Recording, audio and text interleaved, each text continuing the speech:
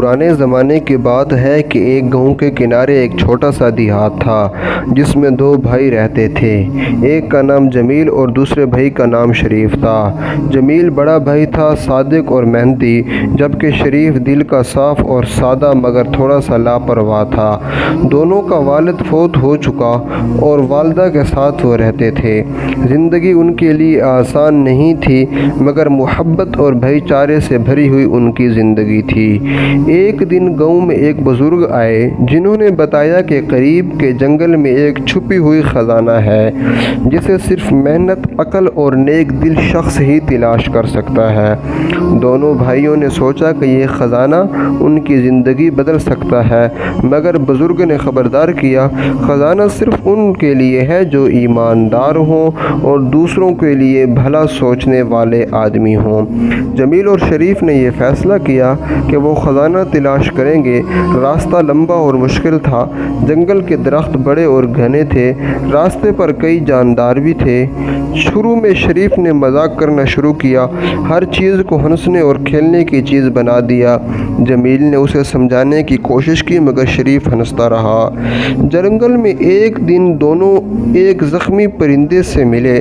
شریف نے کہا، چلو اسے چھوڑ دیں، یہ تو صرف پرندہ ہے، مگر جمیل نے پرندے کا خیال رکھا اور پانی اور خوراک دی۔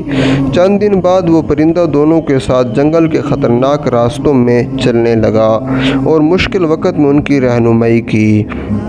ایک دن انہیں ایک پرانا درخت ملا جس کے نیچے ایک بڑی جھیل تھی۔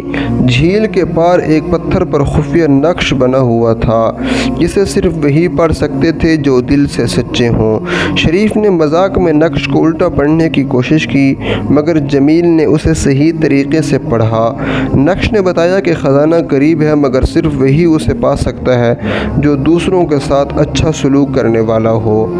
آگے بڑھتے ہوئے دونوں کو ایک غریب کسان ملا جو پانی کے لیے پریشان تھا۔ شریف نے پہلے مذاق کیا مگر جمیل نے کسان کی مدد کی، پانی اور خوراک پہنچائی۔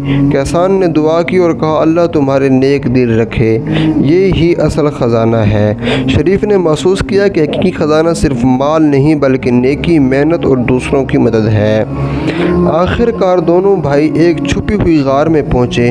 غار کے اندر سونا، جواہرات اور قیمتی چیزیں تھیں مگر جمیل اور شریف نے فیصلہ کیا یہ سب نہیں لیں گے بلکہ جو کچھ ضرورت ہے وہ لے لیں گے اور باقی سب گاؤں کے غریبوں کی مدد کے لیے چھوڑ دیں گے۔ واپسی پر گاؤں میں انہوں نے سب سے سکھایا کہ ایمانداری، محنت اور دوسروں کے ساتھ اچھا سلوک کرنا حقیقی خزانہ ہے۔ دونوں بھائی گاؤں میں مشہور ہو گئے، نہ صرف اپنی بہادری اور ہوشیاری کی وجہ سے بلکہ اپنے نیک دل اور مددگار ہونے کی وجہ سے بھی۔ اس کہانی کا سبق یہ ہے کہ زندگی میں حقیقی خزانہ دولت اور جواہرات نہیں بلکہ محنت، نیکی اور دوسروں کی مدد کرنے کا جذبہ ہے۔ جو انسان دوسروں کے ساتھ نیک دل اور ایماندار ہو اس کے لیے ہر مشکل آسان ہو جاتی ہے اور کامیابی اس کے لیے خود بخود آ جاتی ہے۔ دوستو، اس فرضی ویڈیو کو دیکھنے کا بہت شکریہ۔ چینل کو سبسکرائب کیجیے، کمنٹ میں اپنی رائے کا اظہار کیجیے گا۔ جزاک اللہ خیر۔